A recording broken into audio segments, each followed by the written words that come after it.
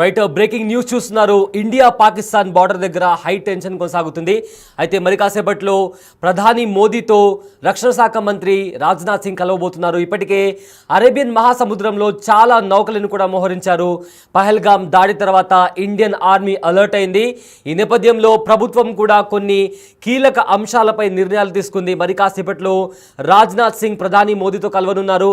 అయితే సముద్రంలో అరేబియన్ సముద్రంలోకి భారీగా నౌకలు తరలించారు. ఇప్పటికే ట్రయల్ రన్ కూడా పూర్తి చేశారు నేవీ అధికారులు. ఈ ట్రయల్ రన్లో మాక్ డ్రిల్ విజయవంతంగా పూర్తి చేసుకున్నారు. అయితే దీంతో పాక్ వెన్నులో వణుకు పుడుతుంది.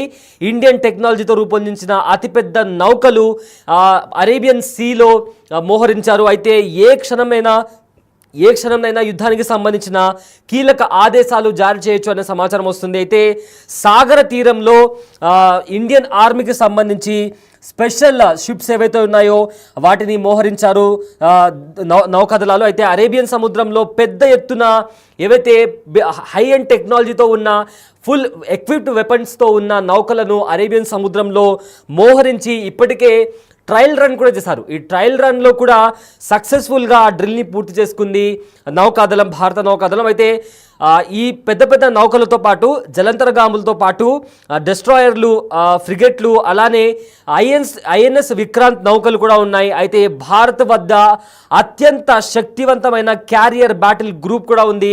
దాంతోపాటు విక్రాంత్ MiG-29 యుద్ధ విమానాలతో పాటు కామేవ్ 31 హెలికాప్టర్లు, దాంతోపాటు 40కి పైగా ఫుల్లీ ఎక్విప్డ్ వెపన్స్తో కూడిన నౌకలు కూడా ఉన్నాయి. అయితే కర్ణాటకలోని కార్వార్ నుంచి అరేబియన్ సముద్రంలోకి ఇప్పటికే ఐఎన్ఎస్ విక్రాంత్ చేరుకుంది. మరోవైపు పాకిస్తాన్లోని మస్రూర్ దగ్గర సైనిక స్థావరాలను కూడా ఇప్పటికే గుర్తించారు భారత సైనిక దళాలు.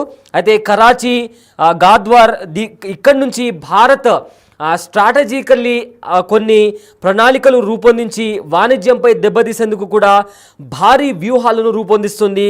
మరోవైపు సాగర తీరం నుంచి 60% పాక్ ట్రేడ్ని చేస్తుంది. సో కంప్లీట్గా పాకిస్తాన్కి సంబంధించిన ట్రేడ్ పైన కూడా దెబ్బతీయాలని కూడా ఇప్పటికే భారత ప్రభుత్వం ఆలోచిస్తుంది. అయితే 85% చమురును సముద్రాల నుంచి పాకిస్తాన్ దిగుమతి చేసుకుంటుంది. సో అక్కడ పాకిస్తాన్కు చెక్ పెట్టే ప్రయత్నం కూడా చేస్తున్నారు. ఒకవేళ అక్కడ పాకిస్తాన్కు చెక్ పెట్టే ప్రయత్నం అది సక్సెస్ఫుల్ అయితే పాకిస్తాన్కి సంబంధించిన ఎకానమీ పూర్తిగా కొలాప్స్ అయిపోతుంది. ఎందుకంటే ఏదైతే క్రూడ్ ఆయిల్ కావచ్చు లేదా ఏదైతే ఇంధనం ఉందో అది ఆ చమురుని ఇక్కడ భారత భూభాగంలో ఉన్న సముద్రం నుంచి వాళ్ళు ట్రేడ్ చేసుకుంటారు. అలాంటి పరిస్థితుల్లో ఒకవేళ భారతదేశం ఆంక్షలు విధిస్తే అది ఖచ్చితంగా పాకిస్తాన్కి ఒక కోలుకోలేని దెబ్బ అని చెప్పుకోవచ్చు. దీంతోపాటు ఇండియా నుంచి వర్క్ చేస్తున్న ఒక 16 పాకిస్తాన్కి సంబంధించిన యూట్యూబ్ ఛానల్ని కూడా ఇండియన్ గవర్నమెంట్ బ్యాన్ చేసింది. ఏదైతే డిజిటల్ మీడియాకి సంబంధించి కావచ్చు లేదా బ్రాడ్కాస్ట్ ఛానల్స్కి సంబంధించి కావచ్చు ఏవైతే ఇండియాలో టెలికాస్ట్ అవుతున్నాయో అలాంటి 16 మెయిన్ మీడియా ఛానల్స్ని కూడా ఇప్పటికే పాకిస్తాన్ యూట్యూబ్ ఛానల్స్ని కూడా ఇప్పటికే ఇండియన్ గవర్నమెంట్ బ్యాన్ చేసింది. అదేవిధంగా ఏదైతే ఈ ఛానల్స్ ఉన్నాయో ఇండియాకి అగెయిన్స్ట్గా తప్పుడు కంటెంట్ను అంటే ఒక ప్రాపగాండా బేస్డ్ కాంటెంట్ను పబ్లిష్ చేస్తుంది. ఒక ప్రాపగాండా బేస్డ్ న్యూస్ను ప్రజల్లోకి వ్యాప్తి చెందిస్తుంది అనే కోణంలో పసిగట్టిన ఇండియన్ గవర్నమెంట్ ప్రజెంట్ ఆ 16 ఏదైతే ఛానల్స్ ఉన్నాయో వాటిని బ్యాన్ కూడా చేసింది. అదేవిధంగా ఇండియన్ ఆర్మీ దీనికి సంబంధించి ఈస్టర్న్ నావల్ కమాండ్ కూడా ఒక ఇంట్రెస్టింగ్ అండ్ పవర్ఫుల్ ట్వీట్ కూడా చేసింది. #మిషన్ రెడీ అని చెప్తూ ఒక ట్వీట్ చేసింది. ఆ ట్వీట్లో safeguarding the nation's maritime interest any time anywhere anyhow combat ready credible అని ట్వీట్ కూడా చేసింది. Future ready force #Indian Navy అని కూడా పోస్ట్ చేసింది. అయితే అరేబియన్ మహాసముద్రంలో మోహరించిన యుద్ధ నౌకలకు సంబంధించిన విజువల్స్ మీరు బిగ్ టీవీ స్క్రీన్ పైన చూడొచ్చు. దానికి సంబంధించిన మాక్ డ్రిల్కి సంబంధించిన విజువల్స్ కూడా మీరు బిగ్ టీవీ స్క్రీన్ పైన చూడొచ్చు. ఇప్పటికే అరేబియన్ మహాసముద్రంలో ఐఎన్ఎస్ విక్రాంత్ కావచ్చు లేదా మిగ్ ఎయిర్ క్రాఫ్ట్కి సంబంధించిన ఎయిర్ క్రాఫ్ట్లు కావచ్చు, దాంతో పాటు పాటు ఎన్నో చాపర్స్ని హెలికాప్టర్స్ని కూడా ఇప్పటికే అరేబియన్ మహాసముద్రంలో మోహరించింది భారత నౌకాదళం. దీంతో పాకిస్తాన్ వెన్నులో వణుకు పుట్టిందని చెప్పుకోవాలి. అయితే ప్రజెంట్ మనము బిగ్ టీవీ స్క్రీన్ పైన నౌకాదళానికి సంబంధించిన సైనికులు, దాంతోపాటు ఆ యుద్ధ నౌకలను ఏ విధంగా అరేబియన్ సీలో మోహరించారో అని కూడా దానికి సంబంధించిన విజువల్స్ కూడా మనం చాలా క్లియర్గా చూడొచ్చు. అయితే దీంతో పాటు ఈ ట్వీట్లో ఒక స్ట్రాంగ్ పవర్ఫుల్ మెసేజ్ కూడా ఇచ్చింది Indian army. Future ready force #mission ready అంటూ కూడా ట్వీట్ చేసింది. పహల్గామ్లో కొన్ని రోజుల క్రితం దాడి జరిగిన సంగతి మనందరికీ తెలుసు. ఈ దాడిలో అమాయకులైన ప్రజలను పాకిస్తాన్ ఉగ్రవాదులు అక్కడికి వచ్చి విచక్షణ రహితంగా దాడి చేసి వాళ్ళ మతం పేరు, వాళ్ళ ఐడెంటిటీ అడిగి వాళ్ళని చంపేశారు, దారుణంగా చంపేశారు. అయితే అప్పుడు అక్కడికి ఎవరైతే పర్యాటకులు వెళ్ళారో వాళ్ళు ఫేస్ చేసిన ట్రోమా, ఎప్పుడైతే ఇండియన్ ఆర్మీ అక్కడ చేరుకొని వాళ్లకు సహాయం అందించడానికి ప్రయత్నించినప్పుడు వాళ్ళు ఫేస్ చేసిన ట్రోమా ఎంత అంటే భారత ఆర్మీని చూసి కూడా కాసేపు వాళ్ళు భయపడ్డారు. అలాంటి దారుణమైన పరిస్థితిని వాళ్ళు ఫేస్ చేశారు. అంత దారుణంగా ఆ ఉగ్రవాదులు భారత భూభాగానికి వచ్చి ఇక్కడుండే ఇండియన్స్ని భయపెట్టి చాలా మందిని 26 మందిని చంపేశారు. ఈ నేపథ్యంలో ఇండియన్ ఆర్మీ ఈ ఇష్యూని చాలా సీరియస్గా తీసుకుంది. ఇన్ని రోజులు మౌనంగా సహిస్తూ వచ్చాము, ఇక మౌనం ఉండదు, ఖచ్చితంగా ప్రతిచర్య ప్రతీకారం ఉంటుంది, పాకిస్తాన్ ఊహించని విధంగా ప్రతీకారం ఉంటుందని కూడా భారత ప్రభుత్వం చెప్పుకుంటూ వస్తుంది. ఈ నేపథ్యంలో ఇప్పటికే చాలా ఆంక్షలను పాకిస్తాన్పై భారత ప్రభుత్వం విధించింది. సో మొన్నటి నుంచి కూడా భారత ఆర్మీకి సంబంధించిన చీఫ్ కావచ్చు, సిడిఎస్ కావచ్చు, కాశ్మీర్లో జమ్మూ కాశ్మీర్లోని ప్రాంతాలను పర్యటించారు. ఇండియన్ ఆర్మీకి సంబంధించిన హై లెవెల్ ఆఫీసర్స్ని కూడా కలిశారు. ఈ నేపథ్యంలో చాలా కీలక నిర్ణయాలు తీసుకుంటూ భారత ప్రభుత్వం ముందుకు వెళ్తుంది. ఇదే నేపథ్యంలో నిన్న రాజ్నాథ్ సింగ్ సిడిఎస్ని కలిశారు. నిన్న కొన్ని కీలక అంశాలపైన చర్చ జరిగింది.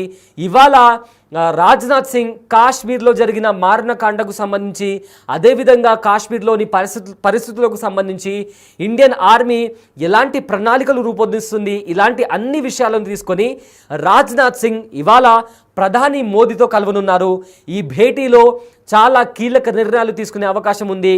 ఇవాళ ఈ భేటీ జరిగిన తర్వాత చాలా కీలక పరిణామాలు చోటు చేసుకునే అవకాశం ఉంది. ఎందుకంటే ఇప్పటి వరకు నౌకాదళంతో పాటు బిఎస్ఎఫ్ బార్డర్ సెక్యూరిటీ ఫోర్స్ కూడా బార్డర్ దగ్గర చాలామంది బార్డర్ సెక్యూరిటీ ఫోర్స్ కూడా అక్కడ వెళ్ళడం జరిగింది. అదేవిధంగా ఎవరైతే లీవ్లో ఉన్నారో వాళ్ళు కూడా తిరిగి వచ్చి డ్యూటీలో జాయిన్ అవ్వాలని కూడా ఇప్పటికే ప్రభుత్వం ఆదేశాలు జారీ చేసింది. నౌకాదళం కూడా భారత అరేబియన్ సముద్రంలో కూడా నౌకలను మోహరించారు. ఈ నేపథ్యంలో ఇవన్నీ జరుగుతున్న నేపథ్యంలో అటువైపు ఏమో మాక్ డ్రిల్ జరుగుతుంది. ఆ మాక్ డ్రిల్ కూడా సక్సెస్ఫుల్గా ఫినిష్ అయింది. అండ్ దాంతోపాటు ఇవాళ రాజ్నాథ్ సింగ్ ప్రధాని మోదీతో కలువనున్నారు. సో ఇవన్నీ ఈ డాట్స్ అన్ని కనెక్ట్ చేసి చూస్తుంటే ఖచ్చితంగా ఒక పెద్ద మిషన్ మీదనే ఇండియా పనిచేస్తుంది అనే ఒక సమాచారం వస్తుంది. సో మొత్తం మీద చూసుకుంటే పహల్గామ్ మీద దాడి జరిగిన తర్వాత ఇండియన్ ఆర్మీతో పాటు ఇండియన్ గవర్నమెంట్ చాలా సీరియస్గా ముందుకు తీసుకెళ్తున్న పరిస్థితి కనిపిస్తుంది.